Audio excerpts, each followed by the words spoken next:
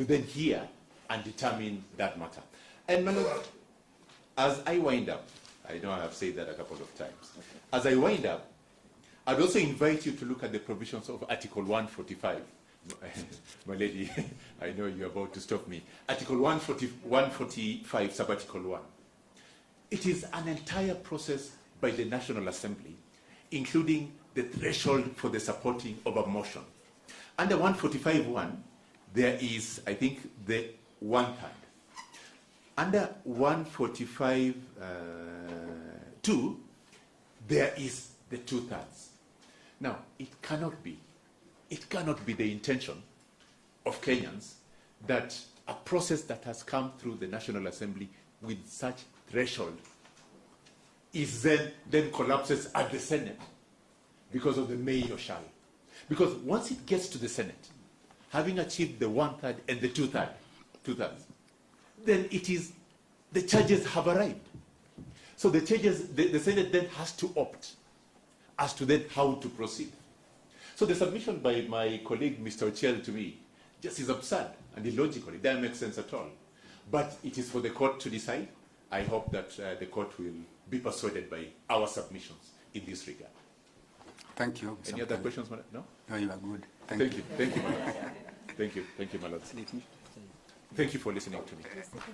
You took 1 hour.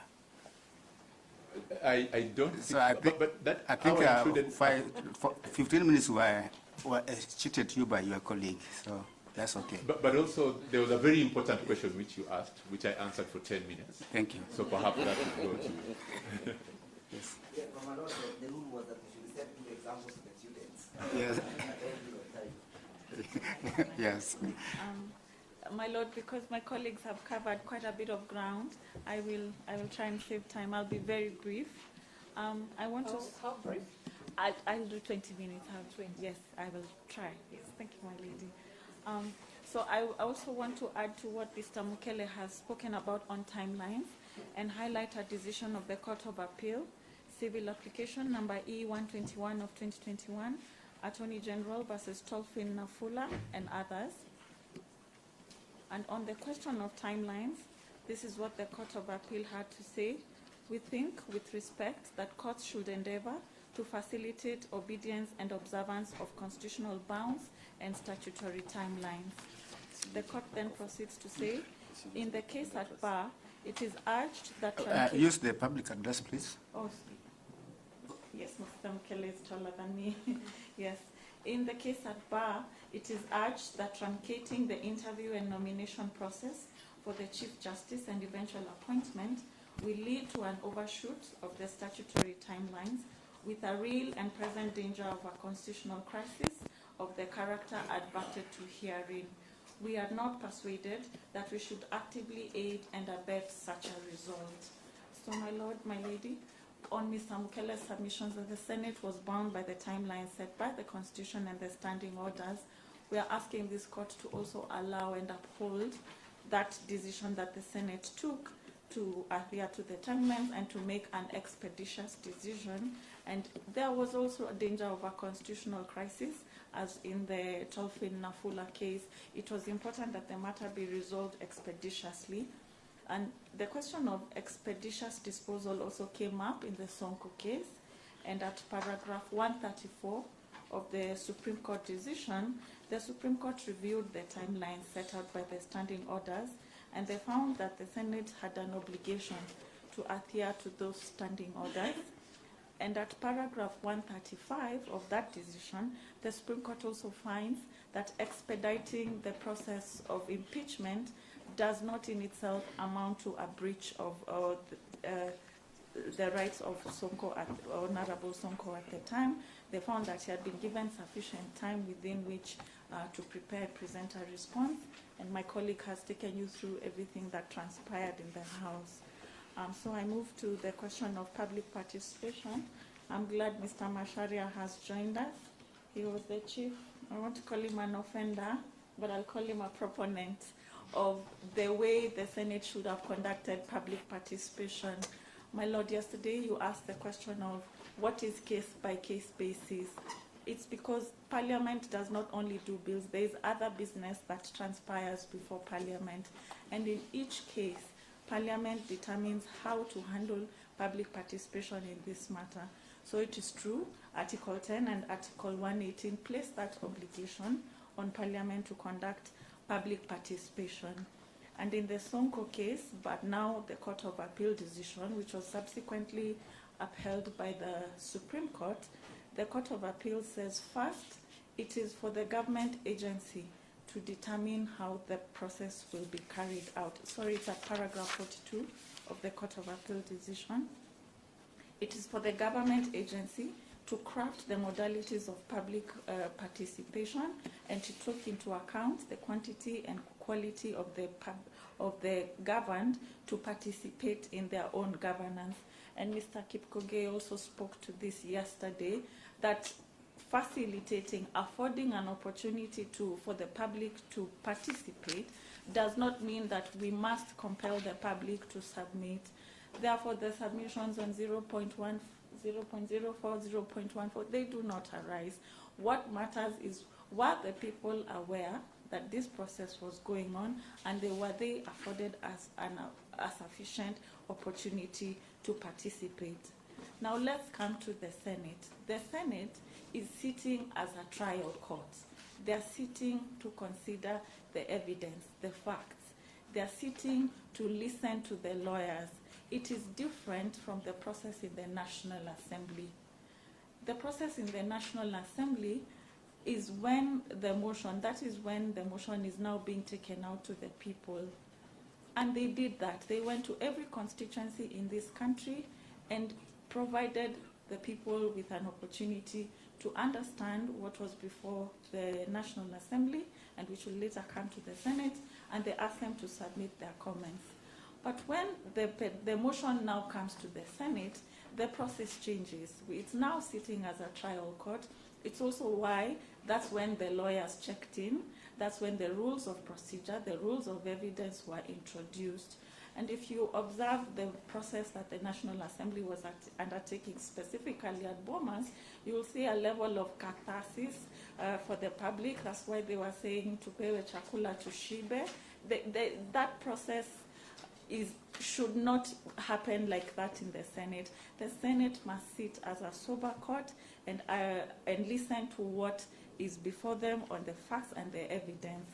Then the second thing that the Court of Appeal says is that there should be innovation and malleability on the subject matter, culture, logical restraints, and so forth. The petitioners are saying that the Senate should have gone back to every constituency or every county in this country and done the same process that the National Assembly had done. And they're disregarding that there was a process, and those documents from the National Assembly were presented to the Senate. Thirdly, the program that is fashioned for public participation must include access and dissemination of relevant information. My colleague, Mr. Kipkoge, has informed the court, and it's on the record, that these documents were widely publicized. They were availed at the constituency office, they were on the website, there was an email address, and there were physical sittings where members of the public could participate. Now let's come to the Senate. What is the Senate required to fashion in such an impeachment proceedings? One is that these proceedings must be open to the public. The motion must be made available to the public, and if they want to attend, depending on logistical constraints, they should be allowed to attend. My lords, my lady, you will see from the Hansard that this was done. These proceedings were public. They were members of the public were also allowed to attend. It was televised. It was on the website. There's a YouTube page on which Senate proceedings are aired. And the voting, the decision, the discussions that the senators undertook, the submissions by council and by the National Assembly, they were all open and available to the public, including the request for adjournment and including the final vote where the House decided to proceed. All that was public. None of it was done in secret. And therefore, the allegation that the Senate did not do public participation is not correct. Then the Court of Appeal proceeds to say public participation does not dictate that everyone must give their views on the issue at hand. This goes back to Mr. Masharia's submission on 0.014%. The numbers do not matter. What matters is what was done. Did it reach every single person in this country? Were they aware of what was happening? And I will say that from the efforts that the Senate made to make sure that everyone, and it's televised and it's on the website, that is public participation in the context of an impeachment of a Senate sitting as a trial court. That is public participation. And finally, and most importantly, the right of public participation is not meant to usurp the technical or democratic role of the office holders, but to cross-fertilize and enrich their views with the views of those who will be most affected by the decision. This is important because the Senate had received documents from the National Assembly and from the petitioners, and what was required of them is to make a decision based on the material before them, the grounds before them, the evidence before them, and make a finding whether it had been substantiated. So it matters not that there is a section of the country that did not agree with the process. What matters was what was before the Senate, and the senators were required to make a decision based on the evidence. And they did make a decision and found that there were grounds that have been substantiated. So, my Lord, we are saying that what the petitioners are arguing, that there's one brush for both houses of parliament, in this case is not correct. And on the question of case-by-case basis, we are saying that when the Senate is sitting as a trial court, the public participation looks different from when the Senate is undertaking its legislative mandate. And because at all times the proceedings, the debate, the documents were available to the public, there was public participation. And there was also a submission from Mr. Masharia again, that the Fair Administrative Action Act requires public participation, and my colleague has submitted that this is a constitutional function. This is a House of Parliament sitting to discharge its constitutional function of oversight, and there are proper parameters that apply for public participation. Then, my Lord, I'll move to the next issue, that there was an allegation from the petitioners that there was new evidence and witnesses allowed to submit to the Senate, which made the process unfair to the petitioners. My Lords, my Lady, you will see from the Hansard, the Speaker did give a ruling on this matter, and he referred to Rule 7 and 8 of the Rules of Procedure. The Speaker finds that Rule 7 and 8 permitted the Senate to receive witness statements, list of witnesses, and any other evidence. The Speaker then proceeds to say, what is not allowed is to introduce new allegations or introduce evidence that is extraneous to the allegations. And based on what had been presented, the Speaker ruled that the documents were permitted under the Rules of Procedure. They were provided to the petitioners, they had a chance to respond, and so that issue that they were unable to proceed with their case or it affected their fair hearing is dispelled by that communication by the chair. It's in the Hansard which we have provided to the court. My Lord, the final issue which I wish to highlight on is the Speaker of the Senate has been accused of bias because he was a member of a political party or a coalition. If you look at Article 106 of the Constitution, for a Speaker to qualify to be appointed as Speaker, you must qualify to be appointed as a Member of Parliament under Article 99(1)(c). What this means is either you are nominated by a political party, or if you are an independent candidate, you're supported by at least 2,000 registered voters in the county. So definitely, the person who becomes Speaker is someone in the political realm. However, when they do become Speaker, under Article 107, their role is to preside over the House, and under Article 122, the Speaker has no vote. Even on the adjournment, he had no vote. He had to put it to the House and leave it at that. So when the petitioners allege bias just by virtue of the fact that the Speaker was active in politics, there is no evidence. There's nothing that has been produced to show that the Speaker did or did not do anything that was required of his role. And my Lord, we ask you to throw out that ground of the petitioner's submissions. Finally, my Lord, if you look at the Hansard, there was equal time allocated to both parties, both the National Assembly and the petitioner or the respondent in the they were allocated equal time. So they have alleged that there was no equality of arms. That's not correct. The Hansard will bear us witness that they were given the same time as the National Assembly, and it was up to them to organize their case and how they would like to proceed. Therefore, my Lord, we ask that you dismiss the petition. Thank you. Thank you. I've heard from earlier submissions Yes. from your team Yes. that indeed Senate is not obligated to do public participation. Yes. From your submissions, I gather that you are saying that, in fact, there was public participation by Senate. Can you please clarify the position of your team? Yes, my Lord, the position is we are bound, the Senate is bound by Article 10 and Article 118 and complied with that requirement. What we are saying is the obligation is not the same as the obligation on the National Assembly, but there is a requirement and there was compliance. So the submissions by a part of your team that the Senate is not obligated at all is erroneous? Not erroneous. I'm qualifying that the Article 10 and 118 require that we facilitate the public. So you are departing from that submission? I'm qualifying, my Lord, that that obligation is conducted in that manner.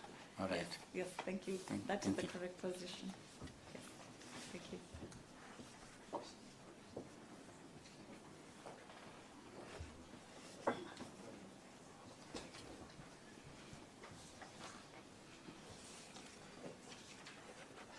She kept time. Yes, yes. Thank you for keeping your time. Dr. Biancolo, is it still an hour? Is it an hour? My lady, we had prayed for 2 hours. We crave your permission to give us that time. I had earlier on said my client is perhaps the one that stands to lose out of this process if this petition should succeed. There are a number of allegations made against him. That is the context, my lady, in which we had sought for that time. And as Sorry, madam.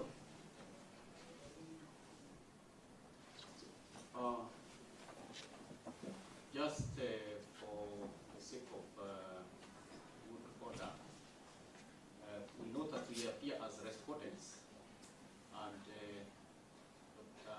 Muthoni's client is an interested party.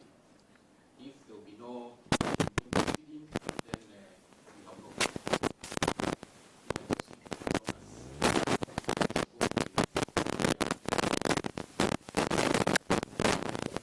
Do you prefer a particular order of proceeding? You want to come before him? No, he may proceed. I just wanted it noted that we are still pending his response. thank you very much, my lord.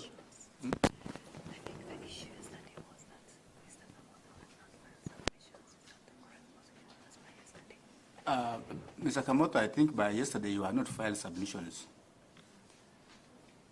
My lord, we already filed our submissions a while back. Our submissions are dated the 24th of April, 2026. They are on petition.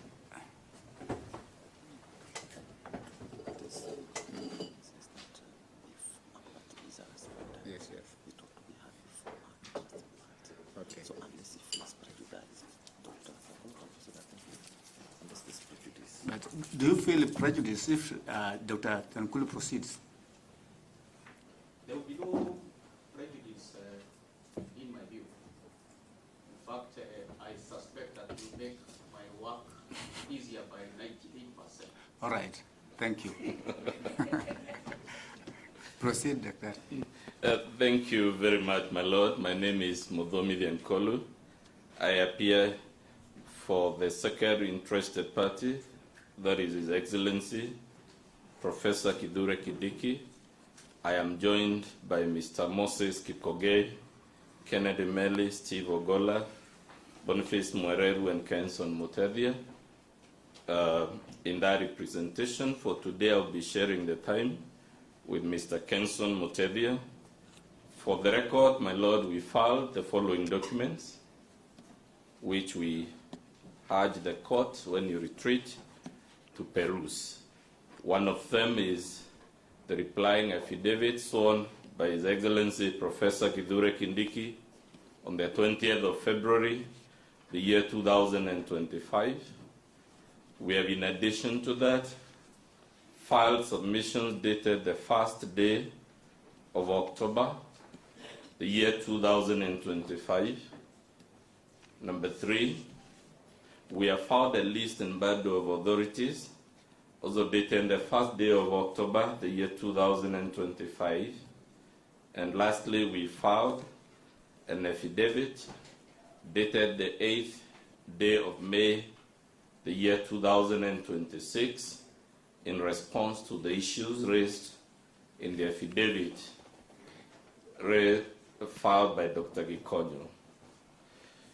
My Lord, I have reflected quite deeply on the matter before the court for the last 2 years, and I've not been sure, perhaps because age is catching up with me, whether the petitioners actually believe in the allegations they have brought to you.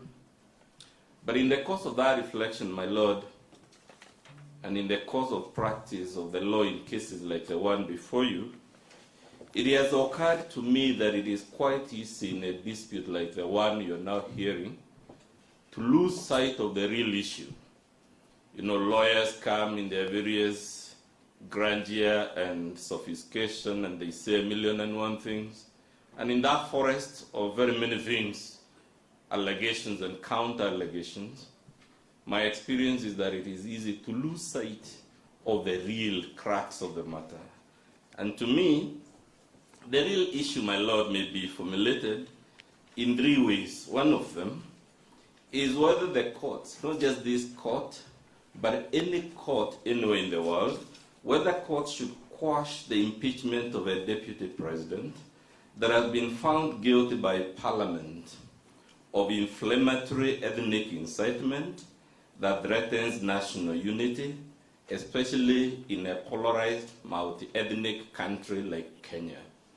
We know, my Lord, what ethnic incitement did in Yugoslavia. We know what it did in Rwanda and Burundi and many other places. And for me, the question is whether a judge, a court of law, should reverse an impeachment conducted on such a ground in a country such as the one we live in a country with experiences such as those we had in 1992 in Molo, such as those we had in the year 2007 that we call the post-election violence. Should courts really do that, my Lord? Even as lawyers try to draw your mind in 1,000 directions. Number 2, my Lord, should courts quash the impeachment of a deputy president? We are not talking about a street sweeper. We are not talking about a junior clerk, but a deputy president of the Republic that has been found guilty by Parliament of threats to judicial independence. A deputy president that goes to the press vilifying and accusing judges of this very court of things that he shouldn't be saying, and does it count for anything, my Lord? When I was reflecting on this, my Lord, it reminded me of my many days in high school when we used to be taught a proverb in Kiswahili that says, usitusi wahenga na uzazi ungalipo. Does this petitioner even have the reflection perhaps to apologize to the courts for having been found guilty of insulting them. And now that he finds himself in a position perhaps he didn't want to be, he now comes back to the same courts, raising every weather about 1,001 grievances. And lastly, my Lord, should courts, and I don't mean just the courts of Kenya, it is the courts of any country, should courts quash the impeachment of a deputy president, not a clerk, not a messenger, the deputy president who has been found guilty by Parliament of utterances and press conferences that strike at the very heart of the need to maintain national security at a time the nation is in an existential crisis, such as the one we had in the year 2024 with the so-called Gen Z uprising or Gen Z riots and whatnot and whatnot. At the end of the day, my Lord, that is really the broad question before you.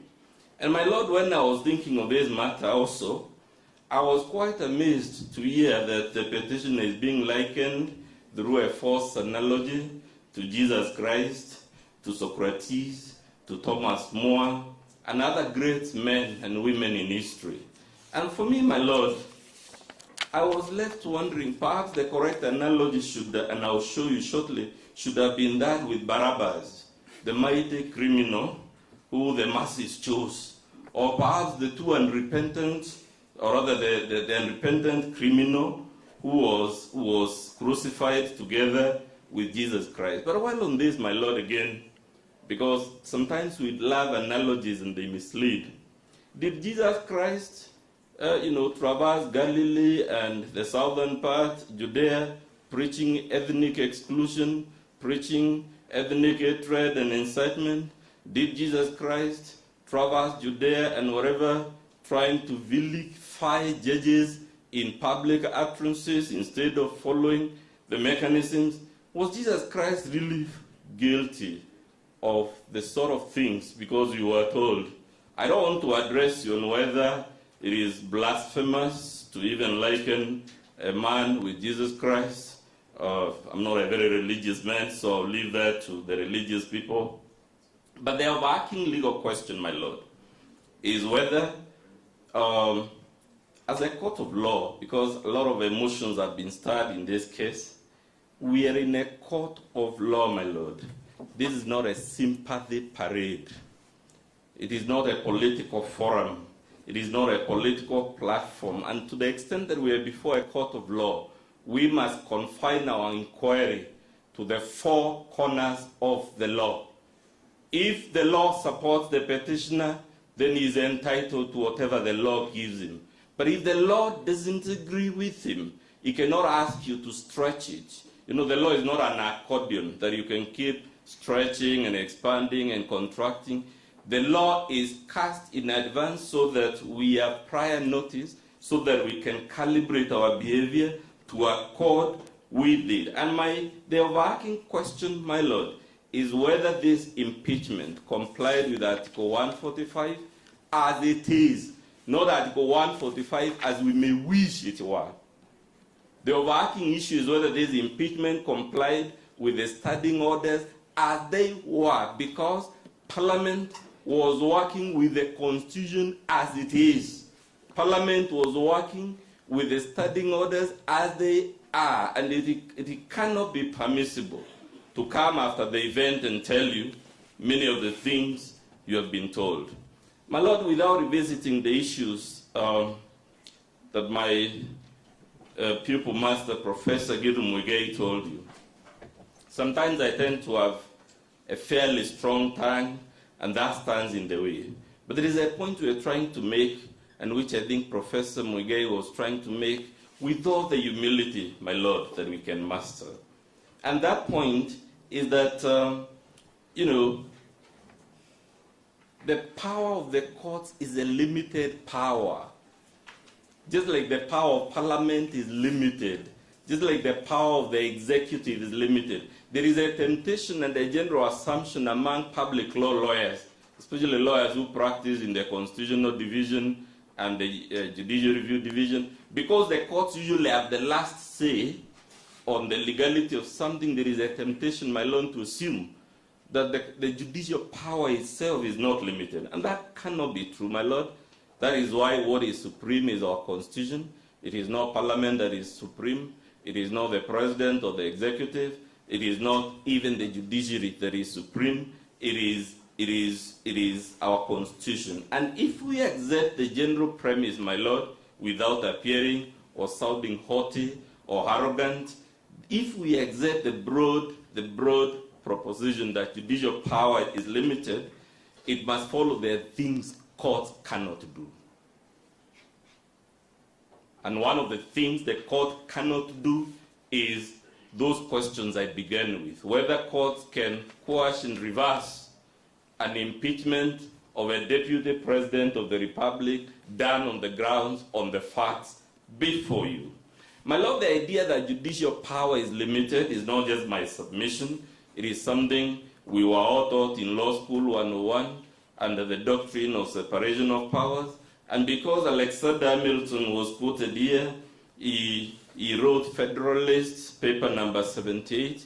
And in that paper, my Lord, he says the judiciary only has the power of judgment. The judiciary only has an interpretive power. It cannot make law. It cannot stretch. It cannot expand our Constitution. It cannot expand any law. Of course, there are inherent limits on that. And my Lord, if you need judicial authority going beyond, the philosophies of Alexander Hamilton when they were founding the American state, you can go to Chief Justice Roberts of the United States Supreme Court in a very recent decision called Obergefell and Hodges. And in that decision, when you read it, my Lord, this decision is to be found in volume 41 of the Butterworth's Human Rights Reports, page 160. And I'm referring in particular to the judgment of the Chief Justice of the United States, Chief Justice Roberts, pages 181 and 182. And when you read it, my Lord, he complains that the Supreme Court, in making that decision, what the majority were doing was not an exercise of judicial power. He says, he accuses the Supreme Court majority of varying an institution that had been fixed by all human civilization, going to the Khoisan, going to the Aztecs, going to the ancient Chinese, going to the ancient Egyptians. And what I love about it, my Lord, he says, the majority's decision is an act of will, not an act of legal judgment. And he concludes by asking, just who do we think we are? This is a Chief Justice, just 2-3 years ago, asking his colleagues in one of the most respected Supreme Courts in the world, just who do we think we are as judges so that we would have the audacity to do some things? And that is the context in which you are saying, my Lord, that judicial power, just like executive power, just like legislative power, is limited, and there are things judicial power cannot do even when it is stretched to the outer contours of its margins. And my Lord, why we say this is that the misconduct established against the first petitioner, the misconduct for which he was impeached, is serious misconduct, but more importantly, my Lord, it is a misconduct of a type that can pose existential threats to our republic. It can bring existential threats to our governance architecture, especially when it is committed by the second highest officer of the state. It is notable, my Lord, this power of impeachment, because again you were told, we should invoke it as the last bullet, as a means of last resort, and many other short stories. The structure of our Constitution is that this power of impeachment is actually only available against the very highest people. And there is a good historical, philosophical, and legal reason, my Lord. It is because it would erode the dignity of our governance architecture to have a deputy president in articles recording statements before a police station here and being arraigned in court and whatnot.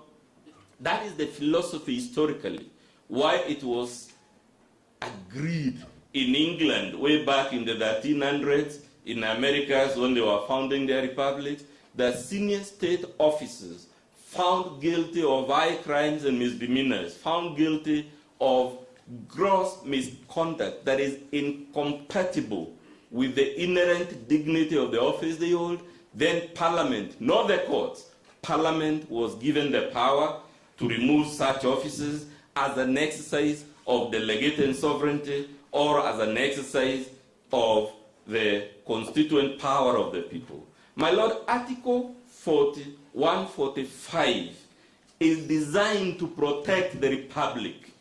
It is not designed to protect individuals. It is not an article, therefore, you can invoke to say, my right this, my right this. Of course, there is a procedure laid out in that article, and if that procedure is not followed, it is our case that it was scrupulously followed. The point, my Lord, is that Article 145 is public-centric, it is not individual-centric.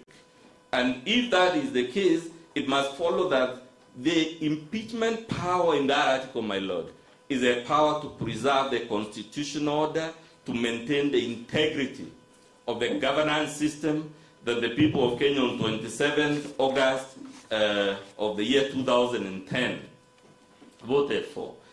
My Lord, when we say that judicial power is limited, it is not to say you have no power. Of course, we cannot seriously claim you are entirely powerless, because it will mean then we are wasting time here. No, that's not our point. What we are saying, my Lord, is that your power is supervisory rather than appellate. And that has been confirmed by none other than your brother Mongo J, who I think my colleagues on the other side are trying to distort his views on these matters.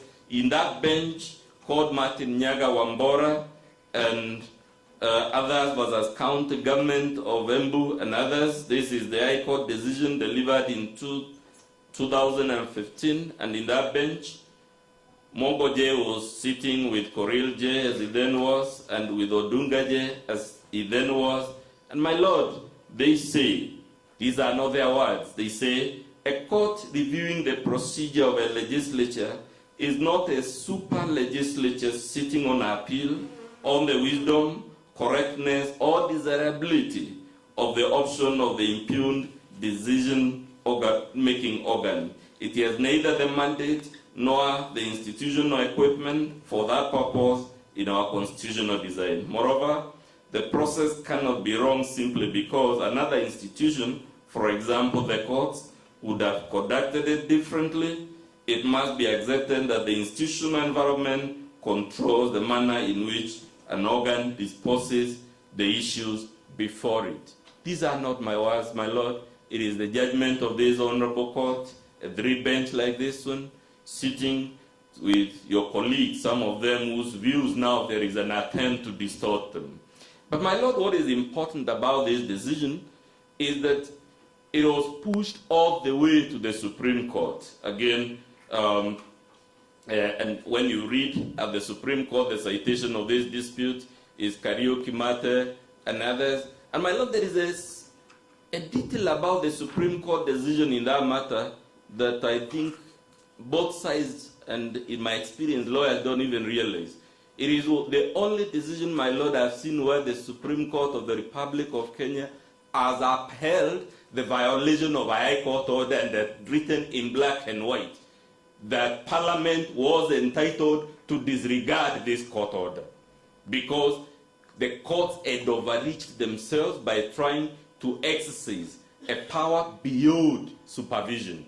They had assumed an appellate power.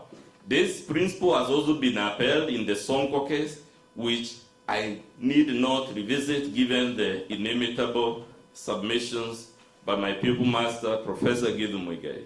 My Lord, what is the dispute before you? There is a plethora of grievances. You know, this, that, this didn't happen, this happened the wrong way. The key grievances, my Lord, are just four. It is that there was a denial of fair hearing. I'll be coming to this shortly. and as I come to it, I'll be telling you that grievance is mischaracterized. It is a case of what we used to call in Law School 101, distortion and misrepresentation. What was actually not availed to the first petitioner is an opportunity not to make his case, but for him to be cross-examined on the case that he had made. And I will interest you, my Lord, Article 50, Sub-Article 2, has several paragraphs running from A to Q. Those are the elements listed in our Constitution, and I will challenge the petitioner to tell you in his rejoinder which of those close to 20 elements of that right was breached. You are told he's not being specific. Of course he cannot be specific, because if he were to be specific, as required by Narita Karemi in Jero vs. Republic, he would have to tell you it is this specific element. My Lord, there is no right to be cross-examined. The right that exists is the right to cross-examine on adversary evidence. So the petitioner has actually turned the right on its end. We have a perfect case here of the villain taking moral high ground and telling anyone who cares to listen from all the mountaintops how he was mistreated, how people were unfair to him. He can make whatever lamentations you want to make, my Lord. The undeniable fact is we can go bullet by bullet from paragraph A to paragraph Q of Article 50, Sub-Article 2, and he will not be able to show you the specific element that was denied of him, and the reason he cannot do that is because actually the grievance is based on an inverted logic, where it is him who has denied his adversary the chance to test his evidence, and the person who has denied the adversary the opportunity of cross-examination cannot turn around and pretend that he was the victim. In fact, the victim was the National Assembly. So, my Lord, you have a case here which is a mischaracterization, and that's why I've told you I've struggled in the last 2 years to understand why are we before you, and why have we ruffled all these waters and made heavy weather of these 1,000,001 things. My Lord, the common law and our legal system, it is the petitioner who should have been imposed a sanction. What we normally do in normal litigation practice is if a party gives evidence in chief and fails to turn up for cross-examination, the decision maker is entitled to disregard the evidence of that witness who gave evidence in chief but failed to turn up for cross-examination. You are told many things about public participation. I'll come to them. You are told about Article 145(3), and here the grievance, my Lord, I think is the most frivolous, because you have been told the reason we are here is so that you will rule that may means shall and shall means may. My Lord, when I was reflecting on this controversy, and I'll come to it in detail, I was wondering, what shall we tell the British, who are the owners of this language, when they hear that one of their former colonies, judges have decided, contrary to the rules of grammar of that language, that may mean shall? But I'll also show you that the argument is frivolous because, in any event, the historical record refutes it emphatically and conclusively. You are also asked many things, and you are told many things about the client I represent, that he didn't have the qualifications, he was speedily approved, or he wasn't a member of a political party, and whatnot, and whatnot. And even as I prepare to get there, and as Kenson prepares to get there, my Lord, it is again a distortion where you apply sui generis provisions and you assume also the general provision. This grievance about my client, my Lord, is based on the untenable and factually incorrect assumption that my client ascended to the office of Deputy President through the conventional route of a general election. And yet, what happened is that he followed a specially contrived constitutional process, sui generis process under Article 149, not Article 137, that is the convention. So, my lord, again, you are being told to treat sui generis for the convention and the convention for the sui generis. It is to turn logic on its head. And even though we are lawyers, I think sometimes we should be candid with the court and just say, I have a weak case. Perhaps the court might feel pity on you for that candor. And then, of course, you are told, for my client, there was non-compliance with the statute that is called public appointments, parliamentary approval, when, again, the sui generis process under Article 149 of our Constitution is not the one that is governed by that particular statute. There are four bizarre aspects, my lord. Four strange. Bizarre means strange, or things that don't seem to make sense upon ordinary scrutiny of the case before you and the release that the petitioners seek. What have they told you, my lord? The petitioner has been emphatic, not once, not twice, but several times, that he is not here to seek reinstatement. Which is okay, of course, you can't force him to assume an office he is emphatic, he does not want to hold anymore. But my lord, I think it is to speak from both sides of the mouth for him to tell you on one hand that he doesn't want reinstatement, but he wants you to quash and declare as unconstitutional, null and void the impeachment process.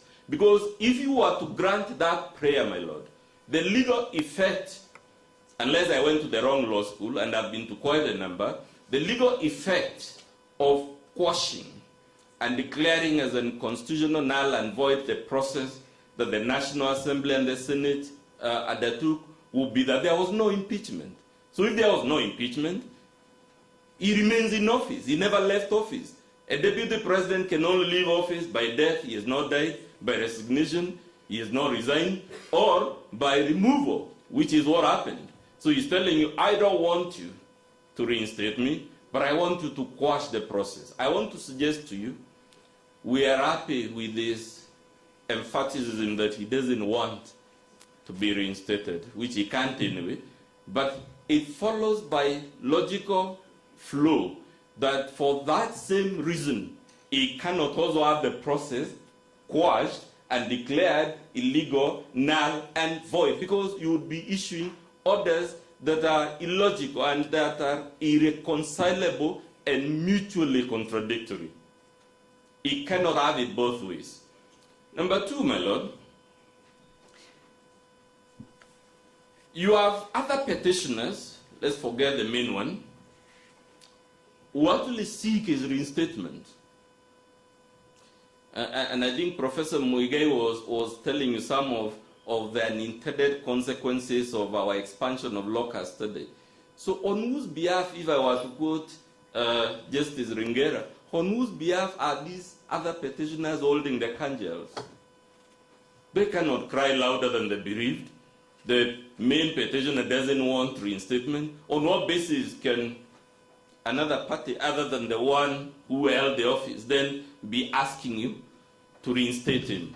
And to me, again, it shows some of the contradictions. They betray doublespeak, they betray frivolity, but more importantly, my lord, it is prayers of a type that if you were to grant them, they would plunge us into a constitutional crisis, because if you grant the other petitions, you have to reinstate him, something he doesn't want.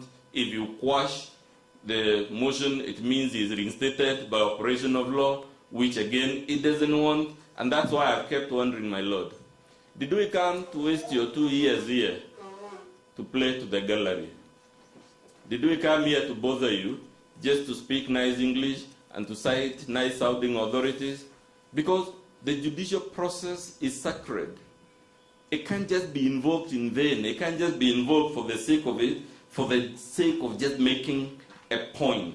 he asks you to grant him compensation for the unserved term. And the real question that arises from this, my Lord, is one, there is a recent Supreme Court decision that says you cannot award damages for anticipated earnings, even if you were to find that his removal was unconstitutional, null and void. That is the decision of the Supreme Court, my Lord, in a case called Gokonyo and two others versus Telcom Kenya and others. But forgetting that decision, my Lord, because we are in Kenya, and when I was a child, they used to say Kenya ni nchi ya ajabu. We are one of the few countries where things that seem paranormal, beyond the normal range of human experience and existence, tend to happen. If you were to grant him this compensation, wouldn't that be a slap on the face of Kenyans and their representatives who held that this man has behaved in a manner incompatible with the dignity and the status of the second highest office in the land? You are told many things, my Lord, that this process was choreographed, it was a predetermined outcome, but does the record bear it? Because it is easy to say things, my Lord, proving them, as I always say, is where the rubber meets the road. Is the record consistent with the Senate acting mechanically or politically? And our answer is no, my Lord. For the simple reason that on the record, the petitioner was acquitted on 6 out of 11 of the charges. That's not a Senate acting mechanically and following the orders of some undisclosed oracle somewhere. He was acquitted on 6 out of 11. And it is our submission that that outcome demonstrates careful reflection, careful deliberation, and careful weighing of the evidence on the part of the Senate. It is evident, my Lord, that Parliament sifted the evidence, which Professor Muigai has been emphatic you cannot be invited to do. Parliament sifted the evidence, it weighed the scales, and they tilted the way they tilted. 5 on one side, 6 on the other side. Let me come, my Lord, to the strange grammar, inverted grammar. I come from a county where people should be very careful before they talk about things about the English grammar, but I'll try. Even with that disability, my Lord, the question is, does the rule of holistic interpretation of the Constitution confirm that the word may in Article 145(3)(b) is mandatory? You know, I mentioned the word holistic, my Lord, because it is common knowledge to us all on both sides that you cannot cherry pick words in a constitution or any other legal document. My Lord, if the word may in Article 145 is mandatory, it must follow wherever that word is used throughout the Constitution is also mandatory. It cannot be mandatory only for the specific targeted missile of reversing this impeachment. And my Lord, I asked you earlier on, what shall we tell the people who are the owners of this language? What shall we tell our brothers and sisters in the common law world when they hear that in Kenya, something that has not happened in Australia, it's a common law world, New Zealand, the Americas, the Canadas, most of Africa. This has never happened, my Lord. But there are petitioners who are also, my Lord, not even unanimous on this. For instance, on their side, my senior counsel, Paul Muite, acknowledged that the Senate would proceed with an impeachment either by plenary or by special committee. So that's the case for petitioner numero uno. But the case for some of the other petitioners and for some of his other counsel is that no, you can only proceed by way of committee. Ochiel Dudley, who in our happy moments, I call him Rod Denning, and my good friend, the Black Bull, Mr. Ndegonjiro, and Shadrach Waboi, told you north, you can only go through the committee route because for purposes of Article 145(3)(b, the word may is not directory, it's not discretionary, it is mandatory. But my Lord, I told you, this submission on the part of some of the petitioners is refuted emphatically by the history of our Constitution, and I only allude to this history for two reasons. One, my good friend Rod Denning here took you to history. You know, Boma's draft, Wako draft, Kilifi draft, and the many other drafts as the basis for the submission that for the limited purpose of Article 145, may is mandatory. But my Lord, is that submission, is that history correct? Or is it revised history? Or is it history according to the first petitioner? My Lord, when you check Article 164, sub-article 4 of the Boma's draft, the word used was shall.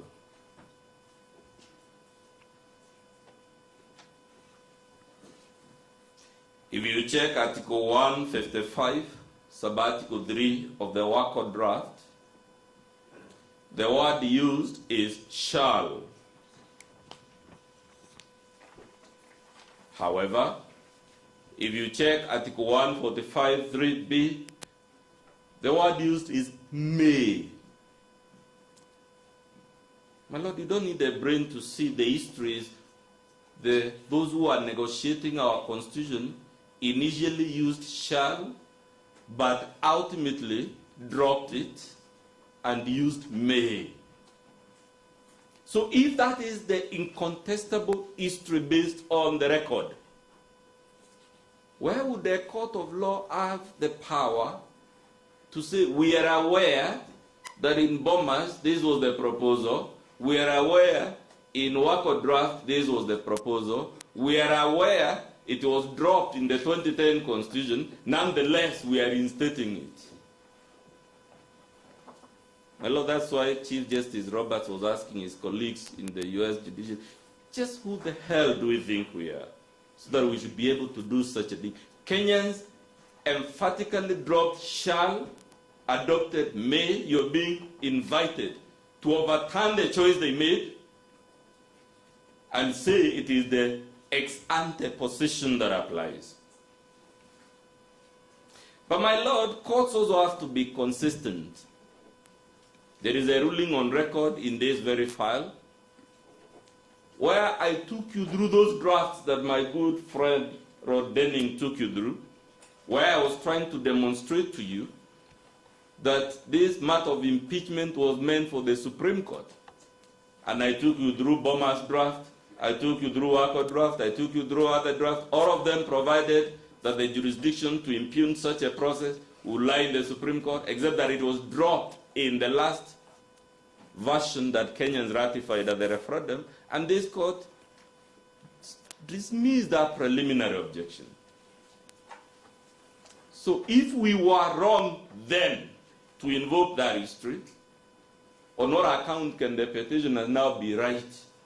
My Lord, they are asking you to embarrass yourselves by holding on one occasion the history points this way, but on another occasion it doesn't point, and it's the same history on the same subject of impeachment, same legal text. The court cannot. It cannot do that, not as a matter of consistency.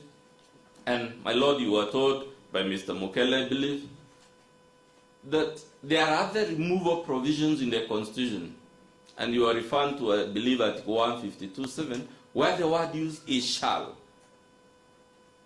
So it cannot be that the use of may in 145 is a slip, and therefore this whole idea. You were told, my Lord, that there is a decision of the High Court in Sonko that suggests what Professor Githu Muigai calls obiter dictum, that maybe the committee route is superior.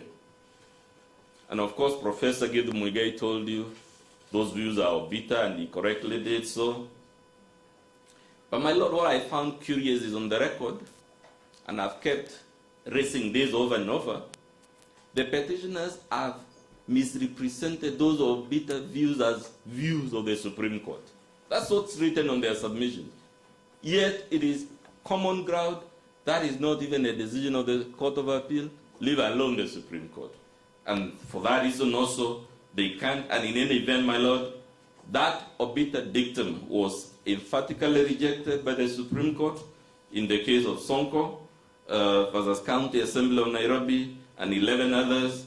If you want the specific paragraph, my Lord, you can read from paragraph 110 of the Supreme Court decision in Sonko and whatnot. My Lord asked a question yesterday. You know, when we say public participation is contextual and whatnot, my Lord, the timelines are part of that context.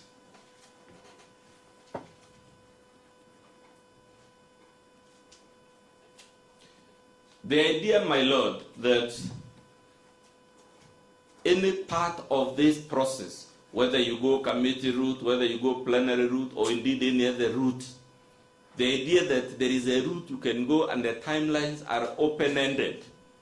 You can delay it until donkeys grow horns, until the conversion of the Jews, is refuted by the architecture of our Constitution.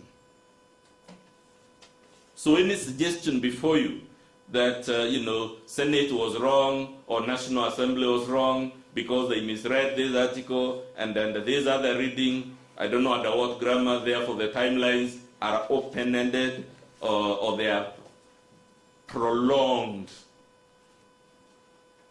There is no country, my Lord, anywhere in the world where a matter going to the very heart of the highest offices in the land, like the matter before you, as open-ended timelines.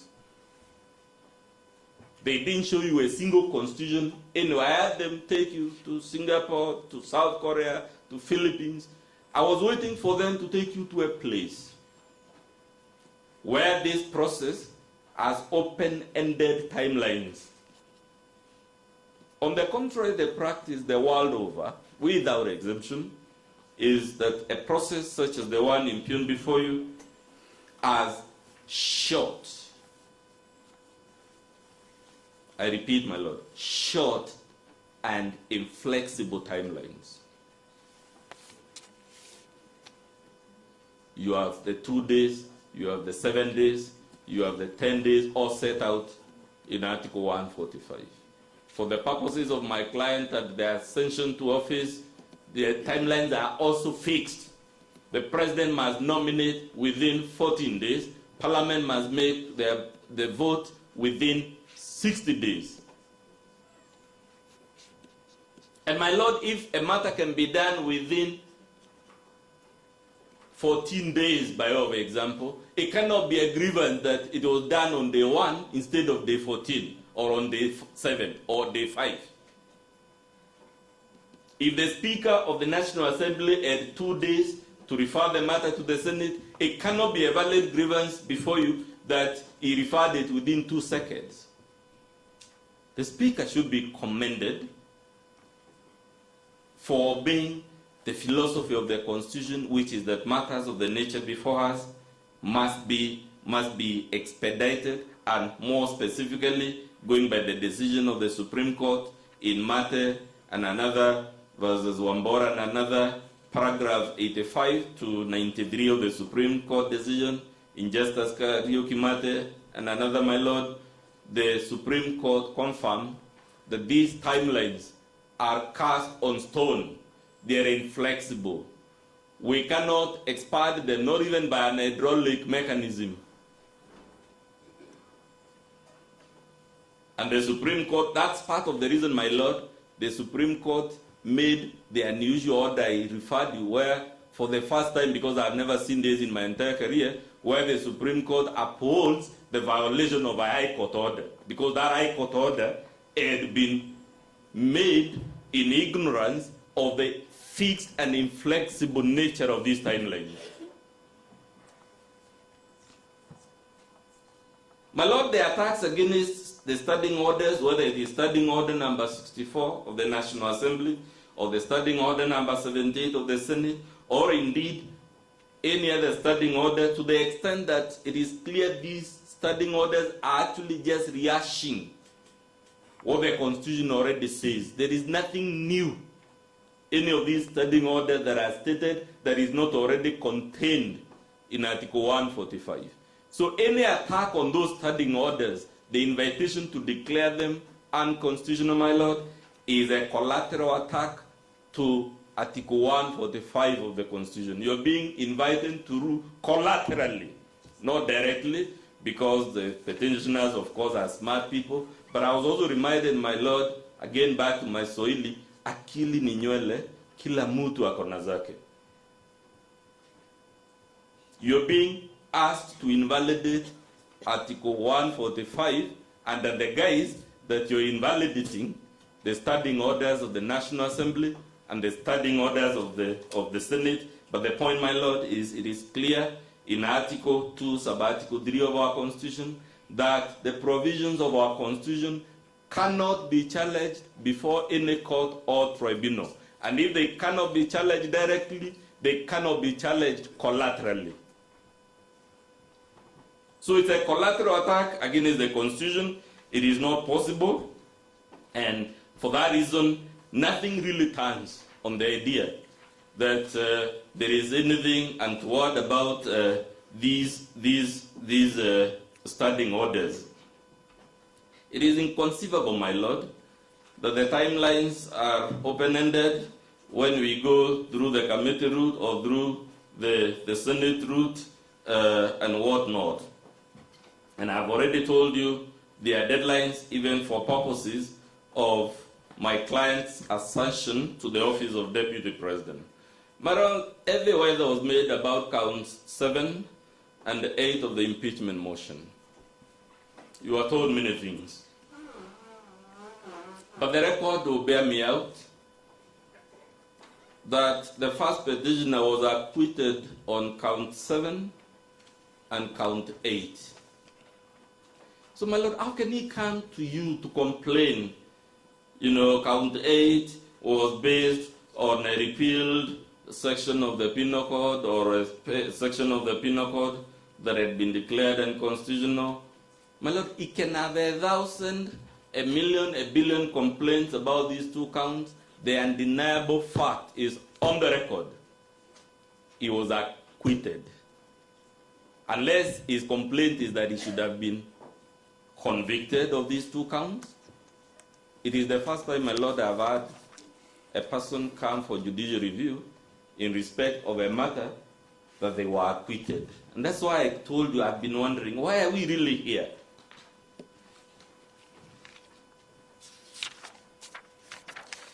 My Lord, it seems now straight to the issue of public participation. Somebody has lied to many litigants, not just the ones before you, that if you don't have a cogent case to impugn a public act, just allege public participation, just impute the quantitative and qualitative and whatever other dimensions of public participation. My Lord, it seems someone told the petitioners, allege ye public participation first, and everything else shall be granted unto you. It seems that was the promise they were told by whoever. But if that's what they were promised, my Lord, it's a false promise, which this court cannot uphold without violating the decision of the Supreme Court in the BAT case, specifically paragraph 96, Roman 8. And in that paragraph 96 of the Supreme Court decision in the BAT case, my Lord, Roman 8, the Supreme Court was emphatic, if I may read, an allegation of a lack of public participation does not automatically vitiate the process. Those are not my words. So even if my lords and my lady were to be persuaded on the material before you that there was something wrong with the public participation in this case, that without more would not vitiate the impeachment. Those are not my words. And the Supreme Court goes on, if I may read again, the allegation must be considered within the peculiar circumstances of each case. I guess this is the question my Lord was asking yesterday. And the mode, degree, scope, and extent of public participation is to be determined on a case-by-case basis. You were told, my Lord, oh, we went initially to counties, we were directed by Justice Mongo to go to the constituency centers. That was done. But I had submissions from the bar that we should also have taken it to the polling stations. It is in the public domain, my Lord, that Kenya has about 46,000 polling stations. Parliament has 350 MPs, 67 senators, and grant or take a few staff. How was Parliament to undertake this exercise in 46,000 polling stations? So one of the case-by-case considerations, my Lord, you must have is also the resource implications. Both human resources and other resources that were available to Parliament as far as this exercise is concerned. In addition, of course, my Lord, to the timelines. But when all is said and done about this matter, my Lord, the Supreme Court has told us in the quote I just read that public participation is not a trump card. It's not a magic bullet. You know, in poker and other games, you have that card they call joker that can be converted into anything. That is not what public participation is in the scheme of our constitutional architecture, and the Supreme Court has said merely because it wasn't done or it wasn't done to certain parameters does not, in its words, vitiate. And the point, my Lord, is you cannot have a textbook approach, you cannot have a one-size-fits-all approach or a doctrinal approach to public participation. You have to be shown that on the peculiar case before you, this is what is perverse about the issue that was done, and we were taken through the case of Sonko, the same position, the finance bill case, again, Supreme Court confirmed the same position. But my Lord, it must be it must be clear from your record, because it is there, that the National Assembly published notices, invited people at both county and constituency headquarters. It amended those notices in compliance of court orders that were issued by Mongo J. It invited memoranda advertised nationally in various modes. All these things, my Lord, you are told in great detail how they were done. Unless you're being told, the standards are those of angels, not human standards. Parliament is made of human beings. The staff of Parliament are human beings. They are not perfect. And even our Constitution, according to the Supreme Court, does not demand perfect thresholds of public participation. My good friend, Mr. Moses Kipkoge, took you through what is the true essence of the obligation on the National Assembly. It is to facilitate. So nothing really turns on that allegation as to public participation. My Lord, this issue of fair trial, I alluded to it, and I've told you it is based, the complaint is based on inverted logic and distortion of facts, and more importantly, the opposite meaning of the grammatical language employed in our Article 50, sub-Article 2. Why are we saying it is inverted logic? The petitioner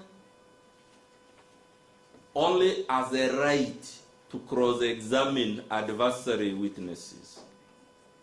That right was granted to him, and he fully exercised it.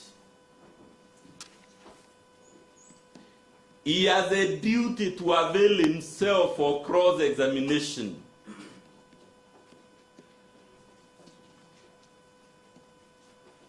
I think it is Hoffeld, if I recall my legal theory lessons, my lord, who told us the corollary of rights and duties.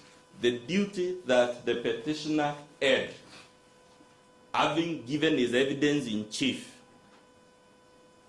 having enjoyed the benefit of cross-examining his adversary's witnesses, the duty fell upon him to avail himself for cross-examination. So he cannot convert his duty under the Constitution to a right inherent in him. That right was actually on the National Assembly. And my lord, you'll be turning the text of our Constitution on its head.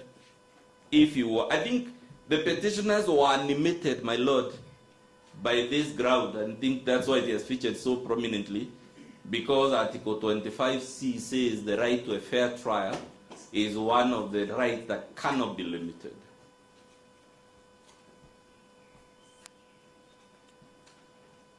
What they forgot is they have to show you, as a matter of fact, that the right was limited and was infringed upon.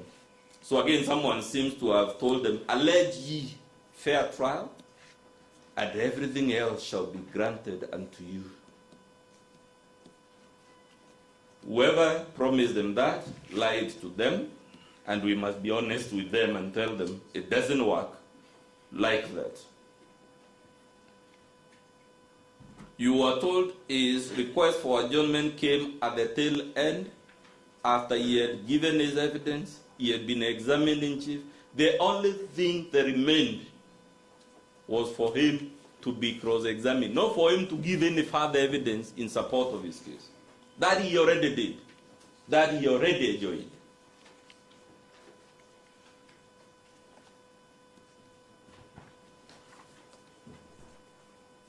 Let's come, my lord, to the alleged illness.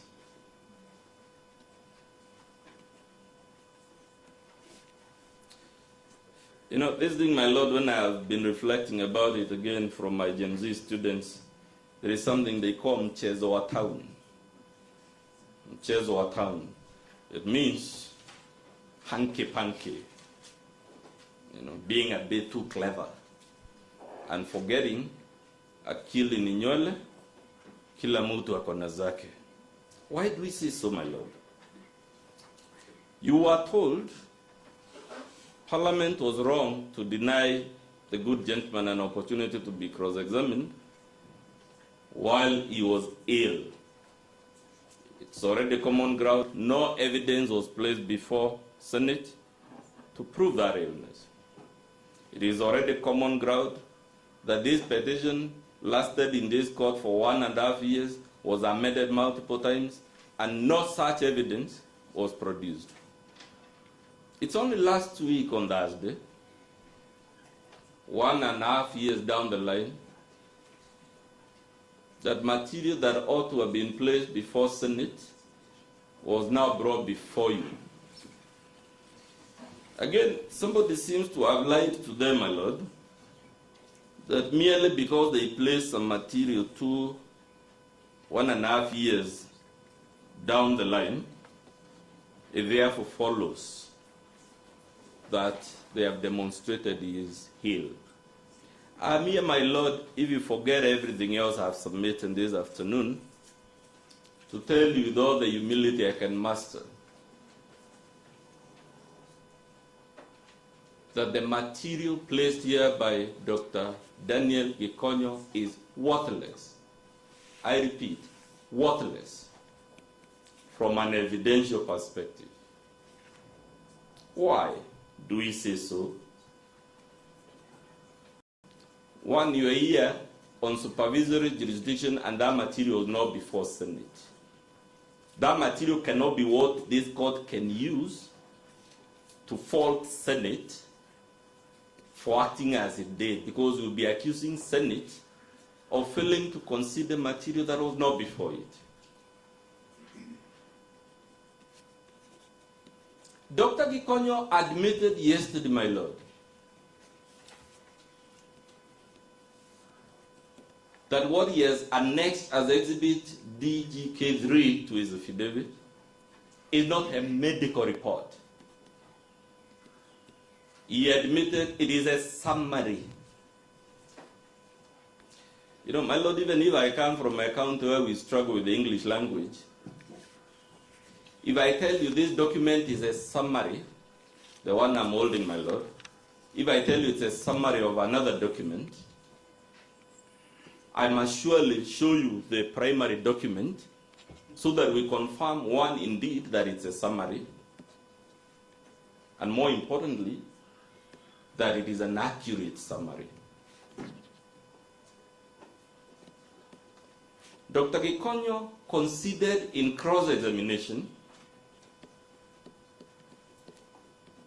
that the machines that are used to do the treatments he purportedly did on the first petitioner generate images, graphs, and reports.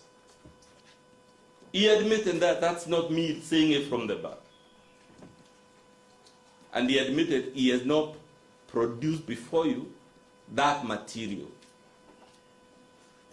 In fact, it was more dramatic. He said it was not asked of him to avail that material. My lord, I would have thought, given the exemplary caliber of counsel that represent the first petitioner,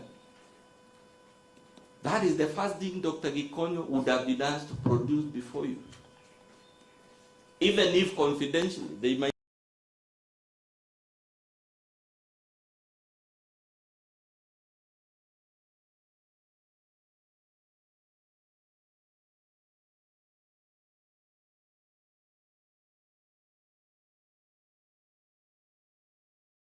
Inference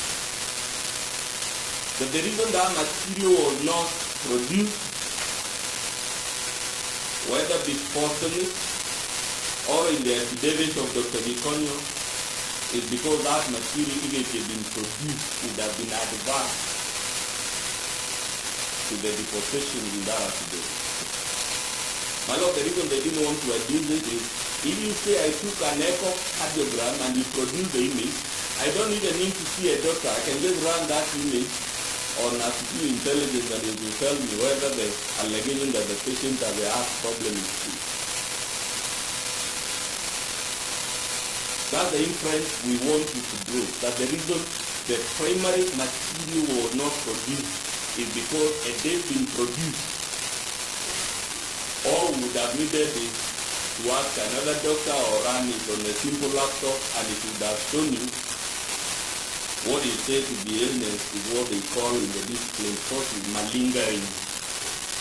It's a serious military offense, my lord, in the discipline forces to pretend to be sick. And it is our humble submission that given the concession by Dr. Gikonyo and his failure to produce a medical report, the only inference we can draw is that the first petitioner was malingering, he was not sick, and there is no material, just as there was no material before Senate. As I stand here, there is still no material before you. All you have is naked allegations by Dr. Gikonyo, and he himself admitted he has not produced before you the primary document. That's my lord. Dr. Gikonyo admitted what he produced before you, that summary, was prepared by somebody else. It is not even a summary by Dr. Gikonyo. So it is, first of all, the document itself doesn't prove anything because it's not a medical report. Then it is ESC, to the extent that it is prepared by Dr. Sarita, who has not sworn the affidavit, and more importantly, who on the face of the document is not one of the petitioners that allegedly attended that meeting. That affidavit is worthless, my lord, because on the face of the document, we can't even tell who the patient is.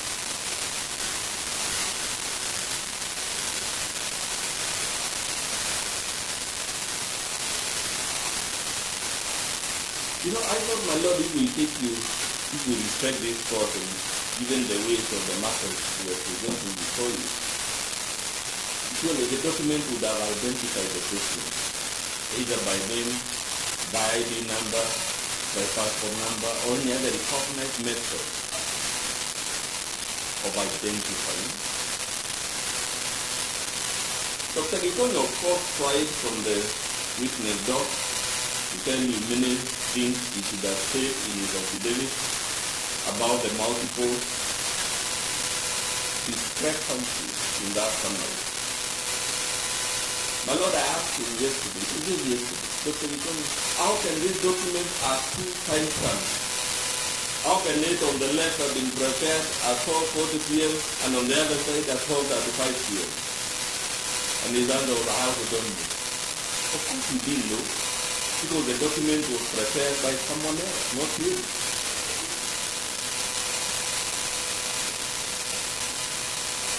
He didn't tell you, he tried to tell you, how is it that a man in his affidavit who was allegedly admitted for 48 to 72 hours, the discharge summary shows he was discharged after 4 days ago. That's a discrepancy you also have explained in the affidavit itself.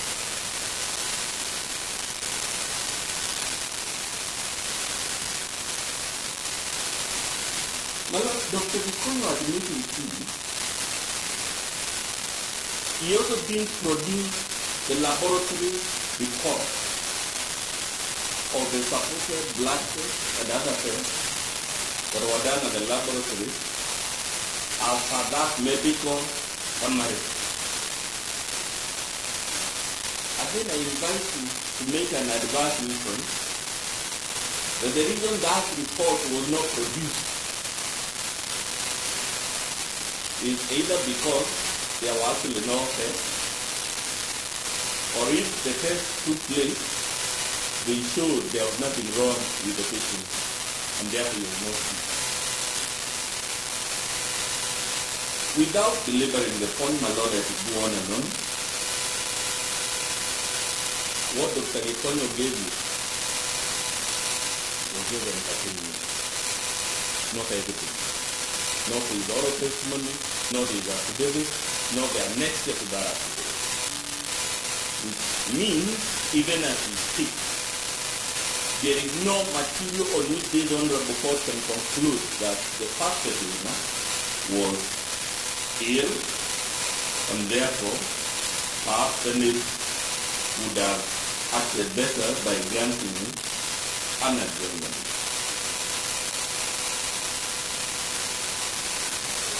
My Lord, that adjournment has been granted anyway. The complaint now before you have lived in this country long enough to go and not a prophet. The complaint will be that the impeachment was conducted outside the constitutional timeline. You don't need to have lived long in Kenya to know that. My Lord, when you check that distance summary, it has the 2 times since when it was prepared. But even if you adjust one and not the other, the most curious thing about it is that the patient was actually, according to the same document on the top, discharged at 1:36 p.m.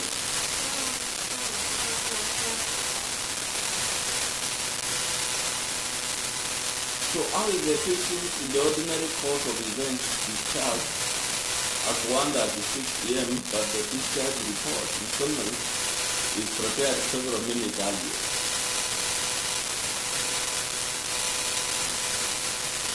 You know, in fictional movies we watch Morgan Freeman and the Time War and other things. I think these people want to imagine we're in that fictional world where we don't follow the laws of physics and the laws of the universe. My Lord, it is our submission that the real reason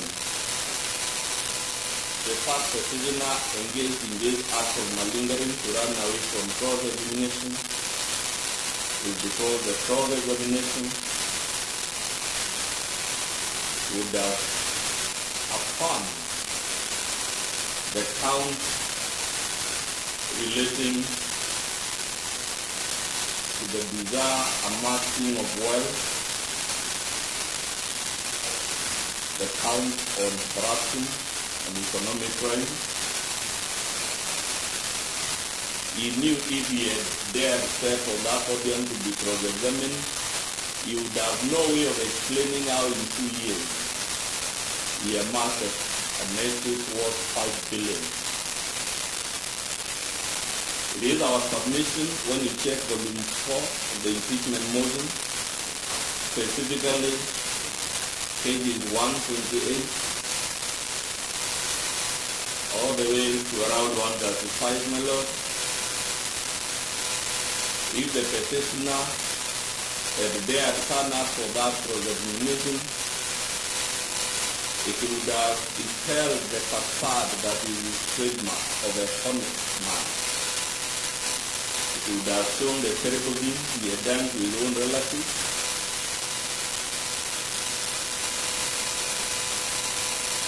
including his inheriting his late brothers, children, and nieces. If we submit, my lord, that if it is true that he developed things which we can never prove, which the medical report can prove, these are the things he was afraid the cross-examination would have exposed.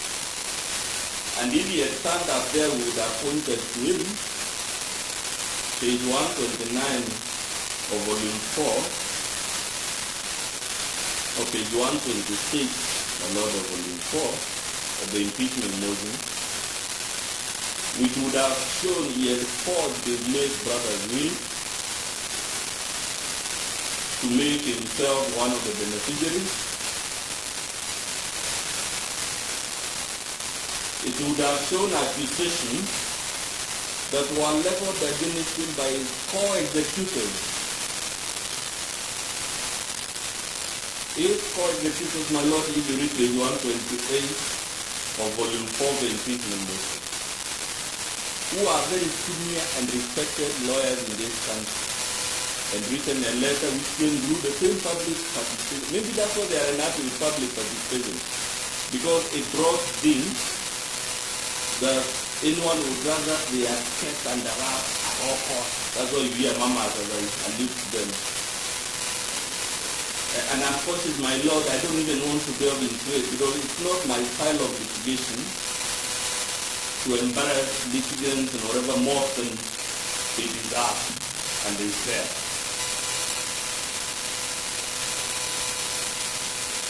The reason he didn't want to turn up for that examination is because that volume 4 showed he started depositing money from his brother's account before the body was even moved from the ward to the morgue.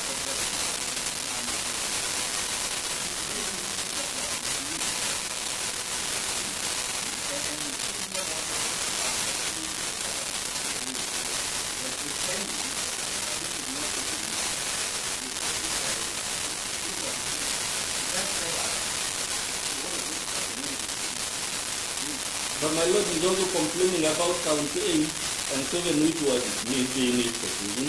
All I'm trying is to paint a concept in which, it's me now speaking with Senator, my lord, you have before you a petitioner who for 1.5 years has been saying he was ill.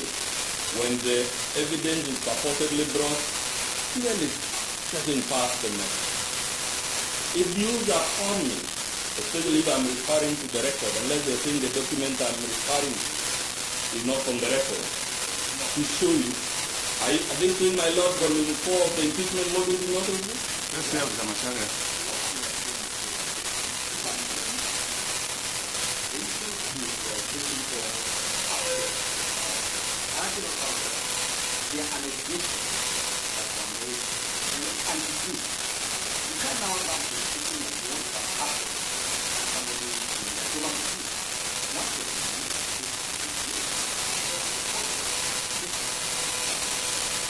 I don't have to delve into it, my lord, because I told you it's not my style. And truly it's not my style. But the point is, we are inviting you to read volume 4, the pages I have referred you to, and you'll find the real reason why the first petitioner would not want to turn up for the examination, and why he would claim he's sick, and 1.5 years later, when he had the opportunity to prove he is sick or he was sick, we got supposed evidence that it's really just entertainment. It has no productive value. And so that we don't waste much time, let's move to the next issue. You are told, my lord, that the appointment of my client or his elevation to the office of Deputy President or his election, whichever word we choose, was done at breakneck speed, and that betrays bad faith, betrays predetermined outcomes, and other 1,000 allegations. My lord, in your ruling of 31st October 2024, this court has already held that the office of Deputy President is so critical to our governance architecture that the Constitution does not envision it being vacant for prolonged periods.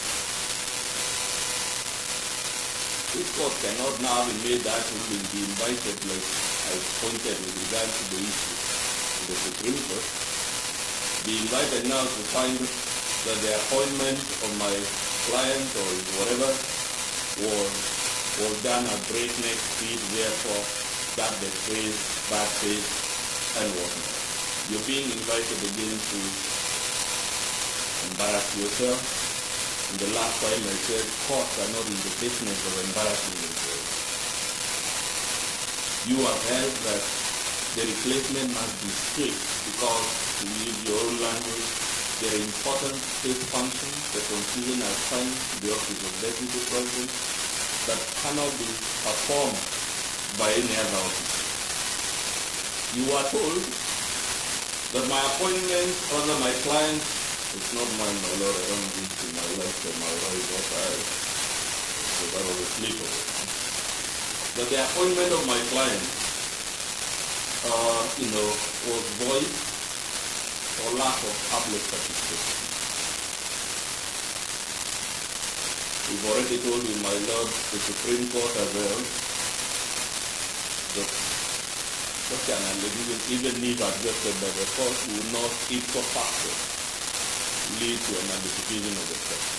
These are not my words, the words of the Supreme Court. But more importantly, my lord, my client ascended today's office pursuant to a sui generis action. This event that occurred is not an event that is part of the routine and day-to-day functions of Parliament. That sui generis process, my lord, is an election by the National Assembly. That's why Article 149 says Parliament shall vote. It does not say Parliament shall approve. It says Parliament shall vote on that resolution. And that general process, my lord, is very different from the general pathway of rising to that office, which is set out in Article 137. They cannot substitute the sui generis pathway for the general pathway because the sui generis procedure in Article 149 takes to a unique event that does not ordinarily happen every now and then. In fact, in my entire life, it's not been very long. This event never occurred. There was a past impeachment of a deputy president. There are older people in the court, perhaps it was a past. But the infrequent and sui generis nature should show you, my lord, you cannot impose generic requirements that govern the ordinary day-to-day business of Parliament. You say those general requirements also apply to this sui generis situation. You are told my client was not a member of a political party and therefore he was unqualified. This is one allegation, my lord, which you can't oppose even if you are persuaded. Even if they were to have evidence, they haven't placed it, but even if the court were to agree they have watertight evidence, this allegation would fail for the reason that this court, in a case called Union of Civil Servants and two others, but the Independent Electoral and Boundaries Commission, which was 2015 decision also, this court ruled, my lord, that it is not practicable, it's not a tenable interpretation of our constitution to expect civil servants and other public officers to be Jewish prophets so that they know a vacancy will arise and resign in advance. So even if it was to be found that my client, which is not found on the record,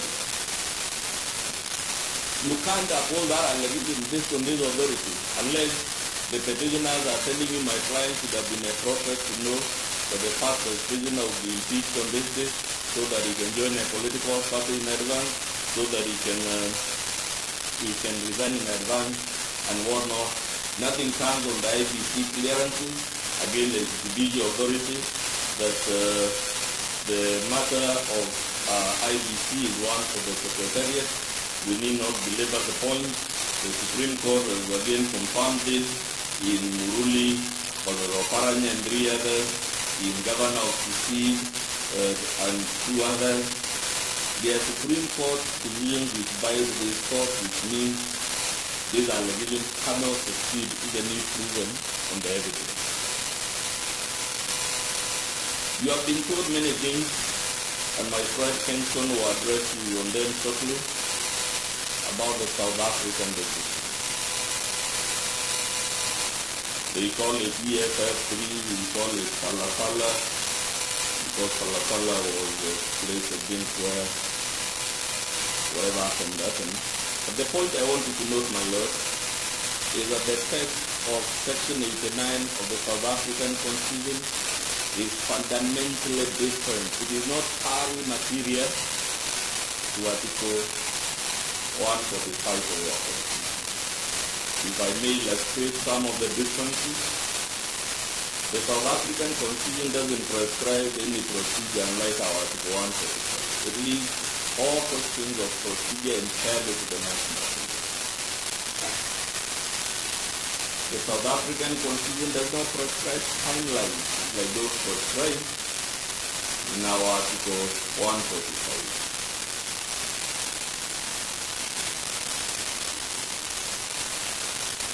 The standing orders of the National Assembly of South Africa do not provide for the preliminary inquiry committee of the type that was an issue in the South African case.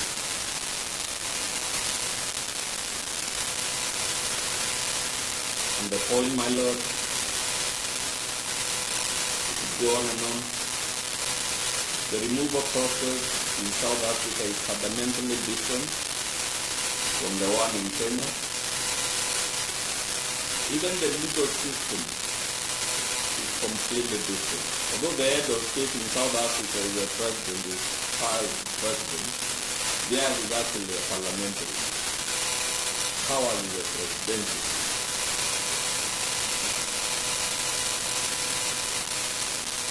As my colleague Kenson takes the podium, my lord, I hope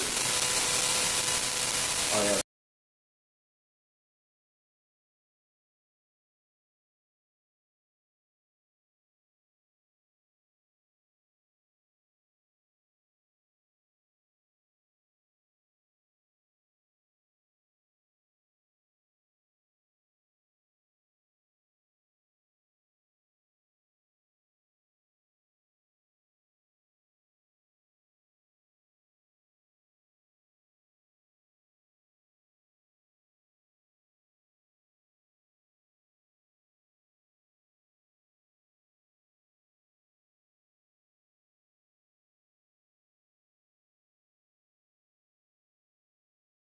Yes.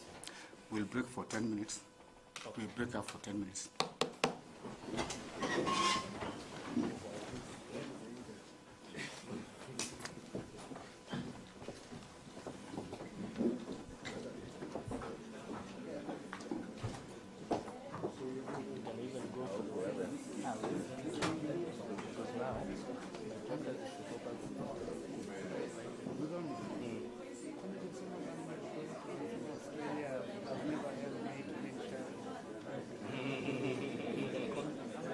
Not in this context.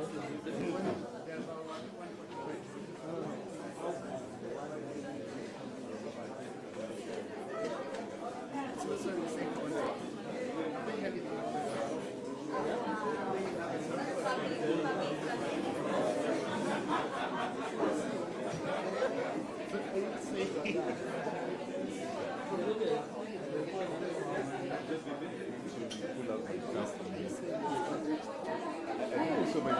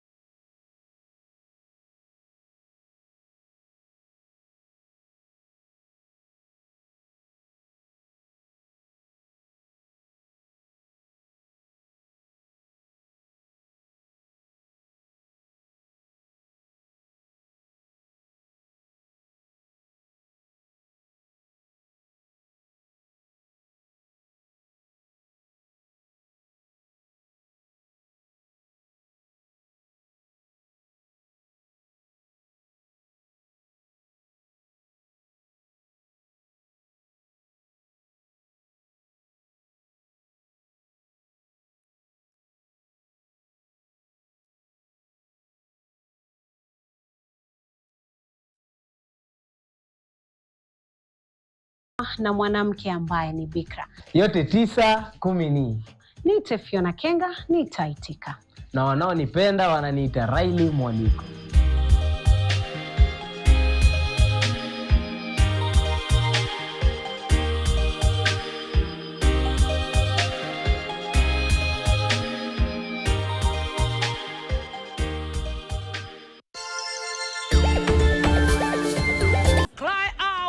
For the souls of the young people. In all that I went through, God had good plans for me. Prayer is the only route.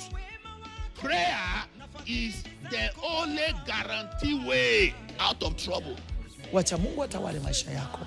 Mungu akutetee, Mungu akuinue, Mungu akujenge.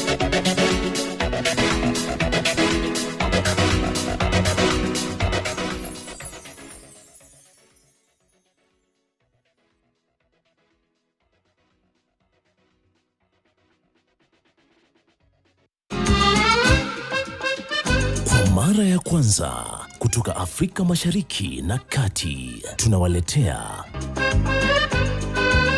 Ni kipindi ambacho kitakuwa kinaangazia tamaduni, mila na desturi huko.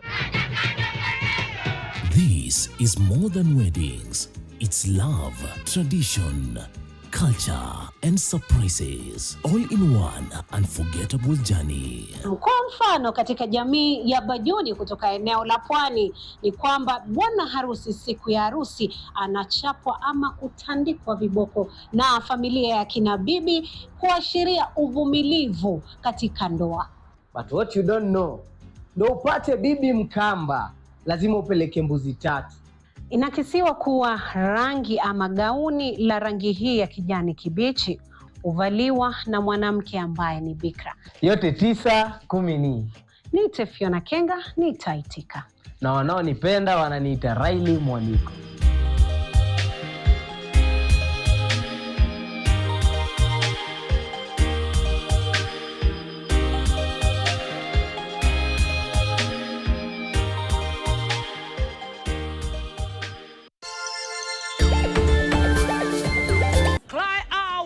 For the souls of the young people. In all that I went through, God had good plans for me.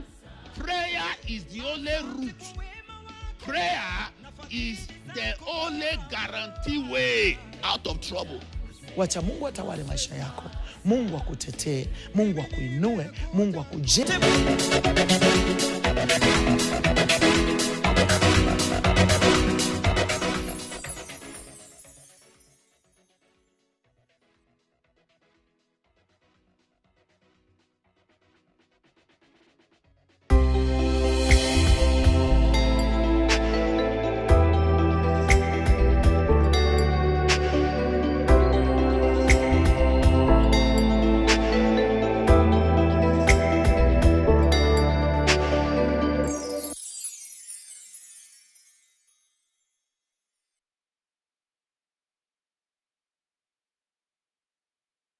Fix moments. Moments of pure love wrapped in comfort, because every smile deserves the best protection. From tiny toes to cozy cuddles, snuggles, and giggles made extra soft. Renewed Molfix is now even more absorbent with double-layered upper surface. Only 20 Kenya shillings, single-piece Molfix at your duka.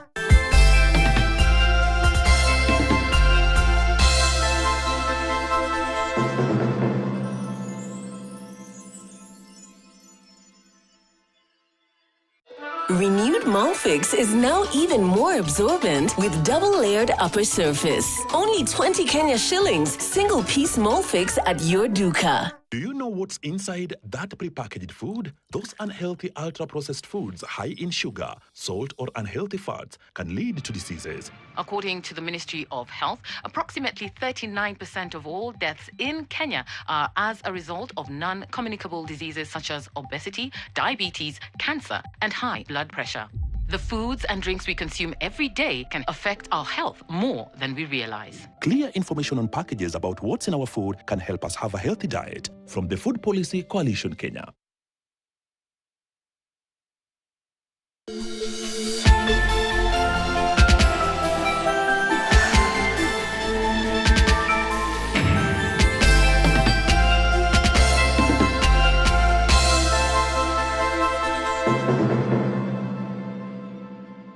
This is KTN.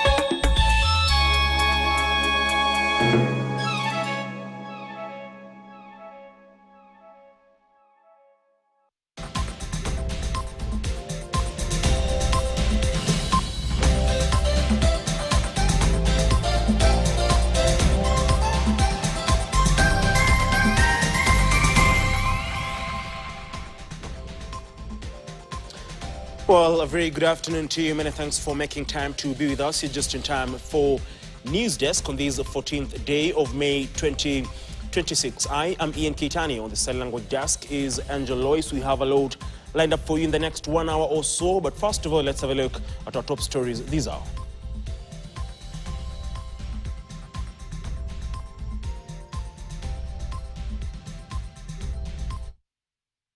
before a three-judge bench at the High Court, as Gachagua pokes holes into his ouster process from office. Voters in Emurua Dikir back at the ballot today to replace their late MP Joanna Ngeno, who died in a plane crash in February this year. A family in Bugengi village in Matayo sub-county, Busia County, living in distress after their 16-year-old son living with mental disability mysteriously disappeared from home 2 months ago in unclear circumstances. And joy and celebration in Nakuru as Janet Akinyi was finally reunited with her family after 4 years of intense search.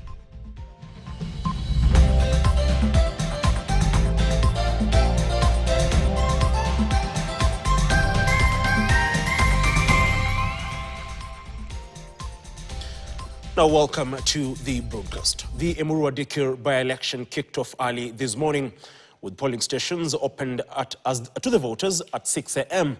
A majority of polling stations have recorded high turnout as the residents go to the ballot to pick their next member of parliament following the demise of their late MP Joanna Ngeno, who died in a chopper crash in February this year.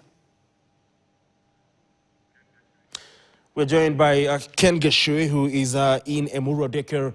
Ken, if you can hear me, what is the latest? Are there cases of, election malpractice maybe? And what is the situation? What are the voters saying? And also, what is the IEBC saying in terms of these high stakes by-election in Emurua Dikir?